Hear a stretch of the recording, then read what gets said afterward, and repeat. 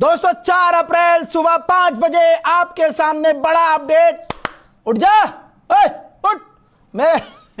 मेरे दोस्तों, मैंने आपको बताया था अपने YouTube चैनल पर कि एक टैंकर, ईरान का ही टैंकर तेल लेके भारत की तरफ आ रहा है। गोदी मीडिया ने मोदी मोदी करना शुरू कर दिया। रहा मोदी का जलवा, मोदी का जलवा हुआ, लेकिन कुछ ऐसा कि भारत आते आते वो टैंकर मुड़ गया है चीन की तरफ। कहा जा रहा है कि भैया पैसे का डिस्प्यूट है। हो सकता है ईरान ने कहा भैया हमें एडवांस पैसा चाहिए, या हो सकता है ईरान ने कहा हमें चाइनीज करेंसी में पैसा चाहिए। वजह जो भी है, लेकिन भारत आते आते वो जहाज चीन की तरफ मुड़ गया है। उधर मिडिल ईस्ट में अमेरिका की जो फौज तैनात थी, उसमें से एक फौजी का बयान आया है। उसने कहा कि हमें इमरजेंसी में ऑर्डर मिला है, आदेश आया है कि तुम्हें इसी वक्त ईरान पहुंचना है, और हमारी ट्रेनिंग कैंसिल कर दी गई है, रोक दी गई है। Well guys, we just got emergency orders. I guess I'm going to fucking Iran. So that's the thing. I guess they're canceling the whole fucking training rotation so that they can fucking emergency send our asses to go fight in the war. अब इन तमाम चीजों से सबसे बड़ा update जान लीजिए। Qatar पर दबाव है। दबाव क्यों है हजरात?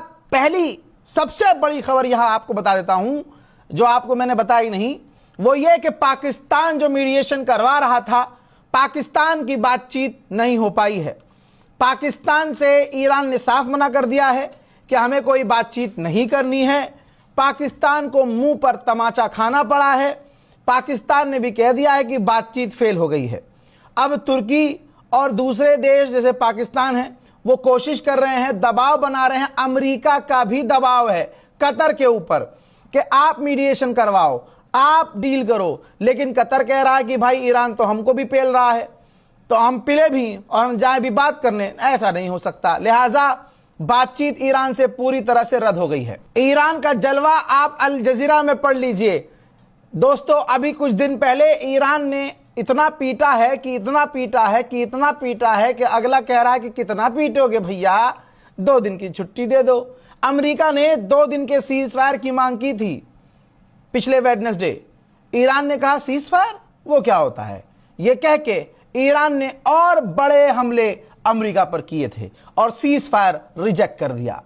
जरा आप सोचिए, अमेरिका कह रहा है कि हमने ईरान की रिजीम चेंज कर दी, जबकि कल मैंने आपको अपने YouTube चैनल पर बताया था कि अमेरिका ने अपने टॉप कमांडर ऑफिशियल बदल दिए, कई सारों को निकाल दिया। यहां तक कि अमेरिका के डिफेंस मिनिस्टर ने टॉप ऑफिशियल जिनका प्रमोशन होने वाला था रोक दिया। अब साउथ अफ्रीका की ईरान की एम्बेसी खेल रही है। ये देखिए, कहती है रिजीम तो सच में चेंज हो गई है। ये जिनके मुंह पर क्रॉस पड़ा हुआ है, ये तमाम अमेरिका के टॉप ऑफिशियल हैं जिनको निकाल दिया है।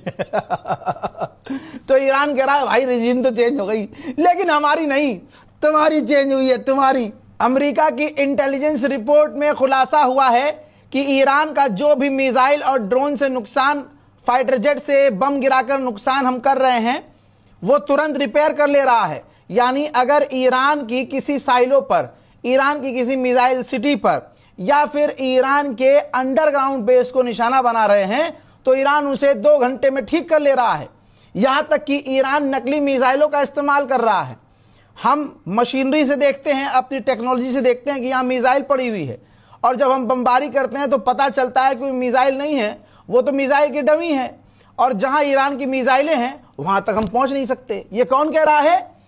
अमेरिका का इंटेलिजेंस कह रहा है।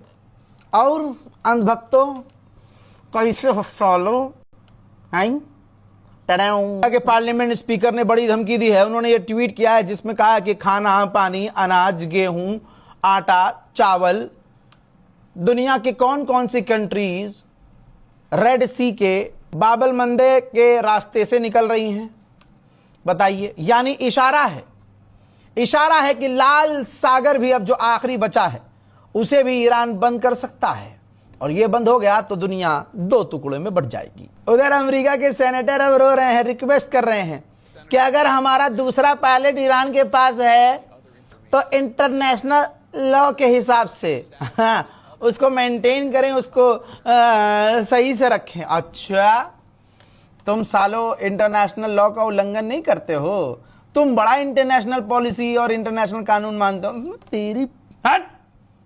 चलिए अब सो जाइए, सो जा, सो जा।